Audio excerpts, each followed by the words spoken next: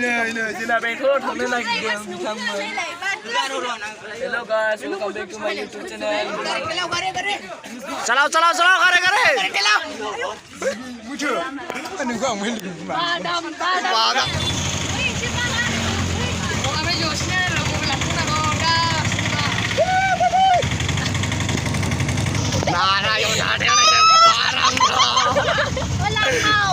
barang bro panggil kai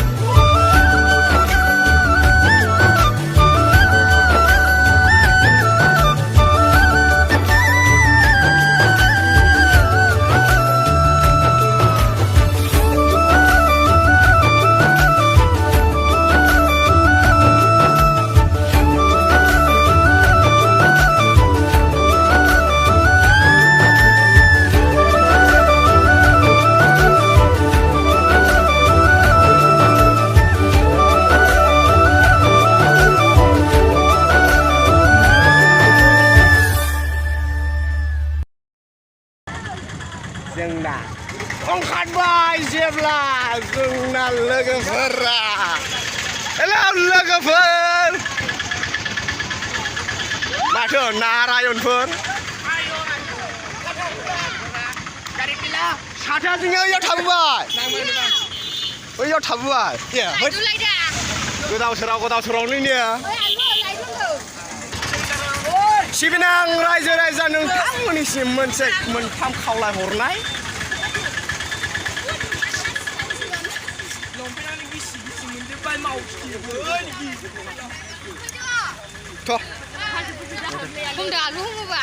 आं हमबायसै दा हाबबाय बेंटल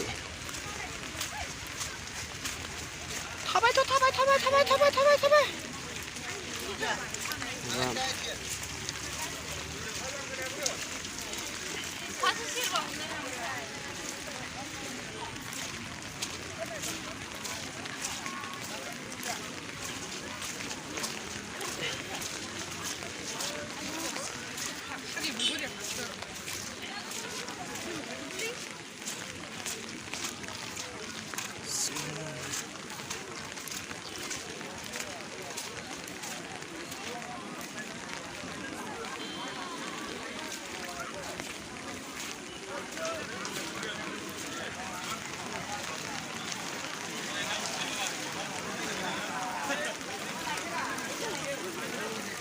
Ada salah.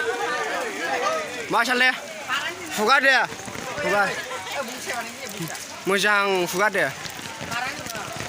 Bergenang जाथों deh. Moजां fuga. Wow, bispam bihir.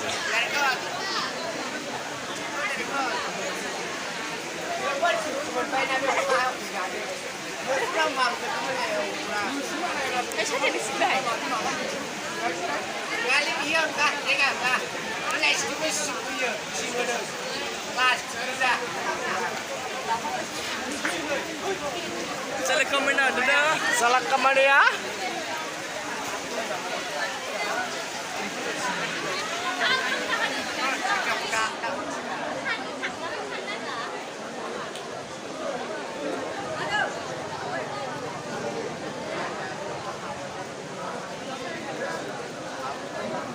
Nisinya aldano, sini aldano.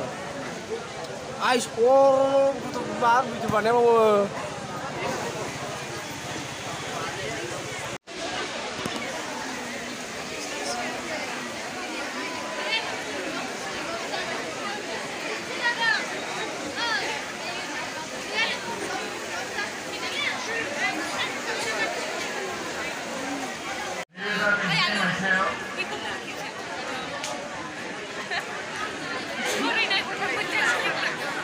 Beneran sih game dulu.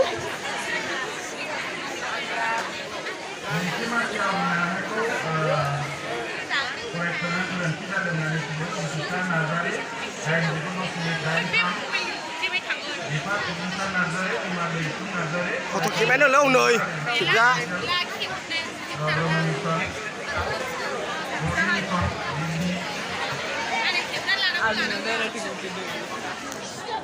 देग्लाय चिरां जिल्ला दुलाराय बर' फरायसा आफादनिफ्राय 12सा फरायसाया गिबि 10 मासिखौ आवग्रिनो हादों। बेखिनिखौ आं फरायलांबाय। आङो गोबाव खालामालासिनो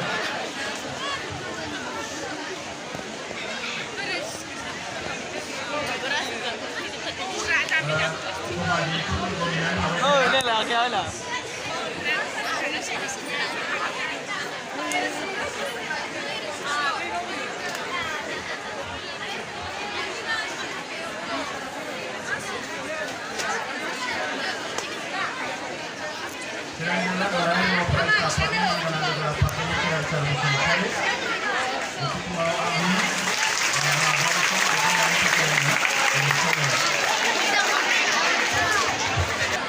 Dularaya बर' फरायसा आफादनि मानदान्दा जाफादगिरि रन्जित बसुमतारी आरो गासैबो मिथिंखौ लागासिनो गामि चेयारमेन दं जिल्ला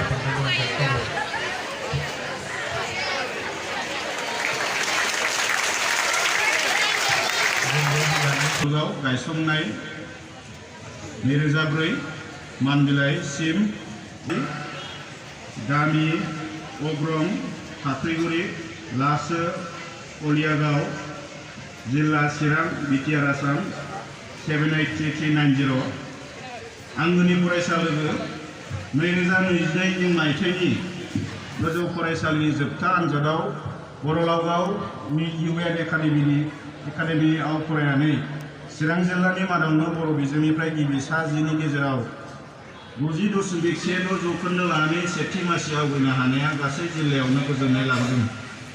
नोंनि बे उथ्रिसारनायाव चिरां जिल्ला दुलाराय बर' फरायसा आफादा गोजोननायजों बरायदों आरो मान बावदों। नै आंगोनि फरायसा लोगो बर' बिजोङाव फरायनानैबो गुन गोनां सोलोंथाइ लानो हायो बेखौ नों फरायसाया नैबे उथ्रिसारनायजों फिन खेबसेबाव फोरमान होबावबाय। बर' माहारिनि अख्राङाव गावनि गोख्रों नाजानायजों इयुनाव थरसे गोजों अलंबार जाहैनो हागोननि मिजिं बयबो खालामदों। नों जाफुंसारनायनि दाराया बोहैबाय थाथों। नोंनि जाफुंसारनायनि दाराया बोहैबाय थाथों आरो फैबाय थानाय जिउनि मोनफ्रोमबो आनजादाव बेनिफ्राय साबसिन फिथाइ लाबोनो हाथों। बेनि थाखाय चिरां जिल्ला दुलाराय बर' फरायसा आफादनिफ्राय आनान गसायनाव आरज गाबबाय। जोबथारनायाव नों फंबायनि उथ्रिसारनाया इयुन जोलैनि फरायसाफोरनो थुलुंगानि बार बारहोथों बिनि मिजिं थिबाय। गोजोननाय आरो मान बावनायजों राजुकुमार मुसाहारि आफादगिरि, दिलीप कुमार बसुमतारी गाहाय नेहाथारि, सेबास्टियान ब्रह्म सोलोंथाइ नेहाथारि, राजा बर' लोगो सोलोंथाइ नेहाथारि, चिरां जिल्ला दुलाराय बर' फरायसा आफाद काजलगाव। जोंनि नाम बिलाइया बेखिनियानो। बे समाव आङो फारि फारियै जोंनि फरायसाफोर जुदि दैदेनगिरिफोरनि आखाइजों मान बावनो आङो खावलायगोन। गिबियावनो जोंनि सेथि मासि आवग्रिनो हानाय फरायसा मोसाहारि आरो बिथांनि बिमा बिफा आङो बिथांखौ मान बावनो थाखाय बिथांमोनखौ सिगां फारसे फैनो आवगायदों। फरायसा मोसाहारि आरो बिथांनि बिफा दायबा मोसाहारि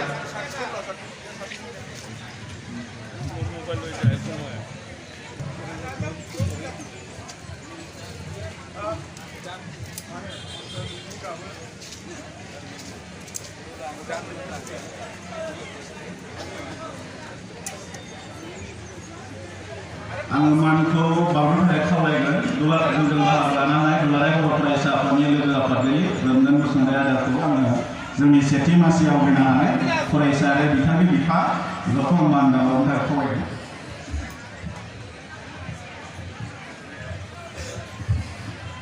जों बयबो आखाइ खबना होगोन जोंनि फरायसा लोगो बिथांमोना देग्लायनि मेट्रिक आनजादाव चिरां जिल्लानि गेजेराव बर' बिजोंनिफ्राय बयनिफ्रायबो बांसिन नाम्बार लानानै उथ्रिनो हादों। बिथांनि जौखोन्दोआ 60.16 आरो बिथांखौ जोंनि दुलाराय बर' फरायसा आफादनि लोगो आफादगिरि रोमदोन बसुमतारी आदाया बे समाव मान बावबाय थादों आरो जिल्ला आफादनिफ्राय जोङो बिथांनि इयुननि गाहामनि थाखाय इसोरनाव आरज गाबदों आरो फैबाय थानाय समाव चिरां जिल्लानिफ्राय बिथांनिफ्रायबो साबसिन आनजाद फिथाइ लाबोनो हागोन जों मिजिंथिदों। बे समाव आङो बान्था हरनाय आदानिसिमबो साबायखर बावबाय आरो बान्था आजावनाय जोंहा फरायसा आरो बिथांनि बिफा आं बिथांमोननिसिम साबायखर बावबाय। बे समाव आङो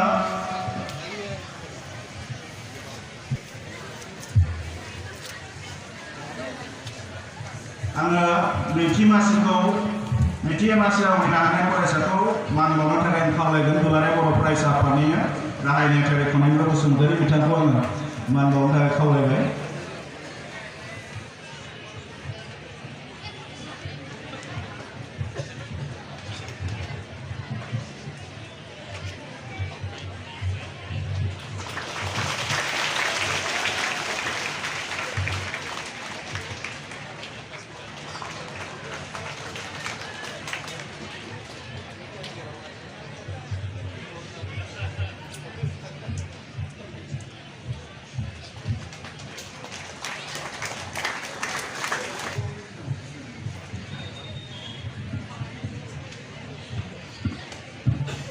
जोंना प्रबिन ब्रह्म आरो बिथांमोना ओरै साहाजों थाहैगोन।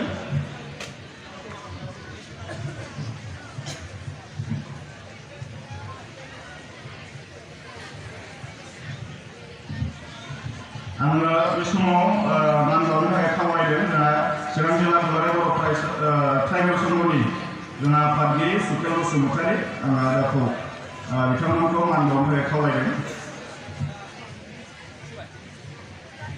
प्रबिन ब्रह्मखौ जोंनि ट्राइबेल संघनि मानगोनां आफादगिरि बिथाङा मान बावगोन आरो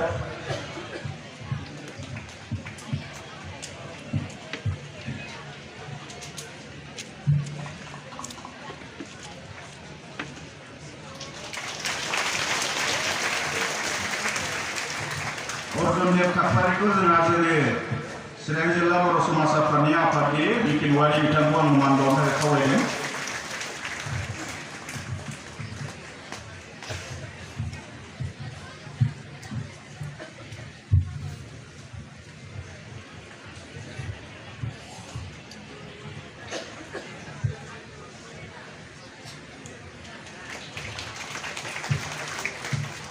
दाबसे मासियाव आवग्रिनो हानाय मौसुमि बसुमतारीखौ जोङो बिजनि जिल्ला ट्राइबेल संघनि मानगोनां गाहाय नेहाथारि आं बिथांखौ मान बावनो थाखाय खावलायदों।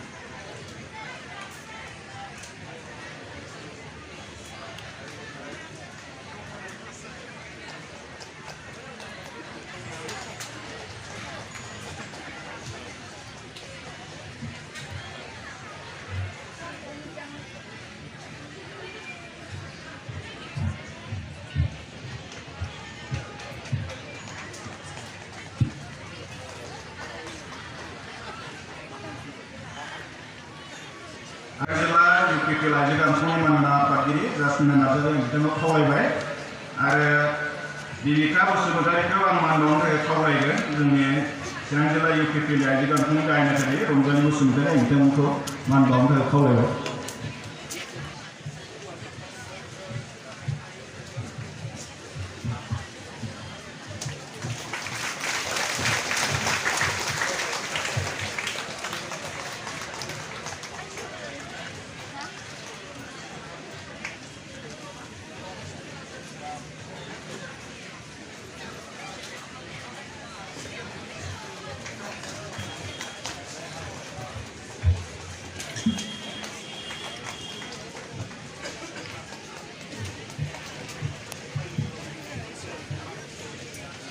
साबायखर थाबाय मान बावनाय आरो आङो सिगां फारसे फैनो खावलायगोन सुजुलां मोसाहारि आरो बिथांनि बिमा बिफा, फैसालि बरगयारि आरो बिथांनि बिमा बिफा आरो अनामिका बसुमतारि बिथांनि बिमा बिफा बिथांमोनखौ आं सिगां